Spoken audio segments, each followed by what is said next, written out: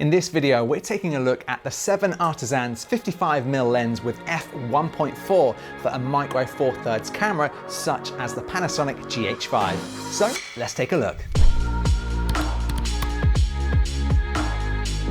Hey there, welcome to the video. I'm Mark Brown from Editor's Keys. Now, if you're into video editing or creating, consider subscribing to the channel because we've got a ton of videos all about that. Now, in this video, we're looking at the 7artisans 55mm lens with an f1.4, and we're using it on the Panasonic GH5. Now, just to be straight with you, we were not sent this by 7artisans or anyone else. We purchased this ourselves, and we thought because this is a low budget lens, it would be really cool to take a look at it and see what you can get for this kind of money. And we just purchased this directly from Amazon.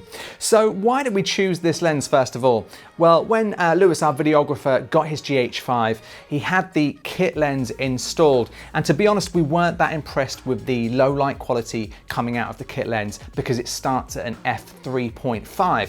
So we purchased this on Amazon for under £100, and it's got an f-stop of 1.4. So let's take a look at this lens and let's see if it's any good. So this is a 55mm crop sensor lens. So really it's roughly an 85mm equivalent. Overall, the image quality of this lens is pretty impressive, especially for a lens that costs just £89 on Amazon here in the UK.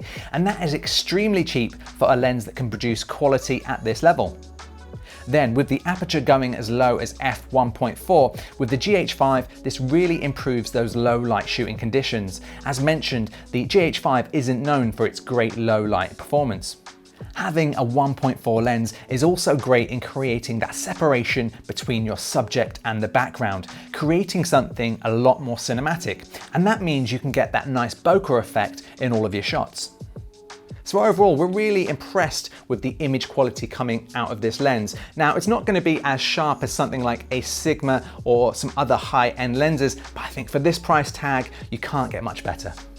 Now, let's talk about the build quality of this lens. Now, this is a fully metal, fully manual lens, so that does mean you will have to control both the focus and the aperture manually. So if you're not used to that and you like using automatic modes, this maybe isn't the lens for you.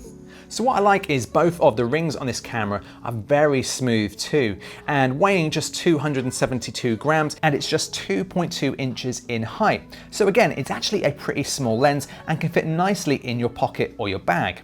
Now, one thing that surprised us when this arrived in the post is that it's actually a full metal build. Normally, when you get a low budget lens, you get a low budget spec, and usually the lens is made out of plastic, the rings are sort of cheap plastic and rubber, but this is full metal and it's really high quality for the price. And I know our videographer went through a few of those low budget plastic build Canon 50mm lenses, and due to dropping them, they just broke instantly. So it's great to see this has a real nice metal build quality.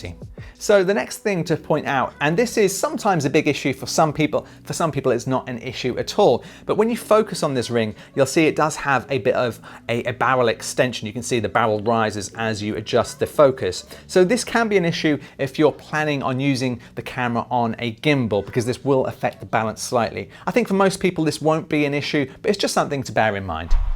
So overall, we're really impressed with this lens. I think for the price tag, I mean under £100, I don't think you'll get anything better than this brand new. And if you've got a GH5, you'll know it's not the best for low light performance, but adding an f1.4 lens to your camera means you will get some really great low light performance out of this and a lower amount of noise, which is really great. And you'll also get that telephoto effect.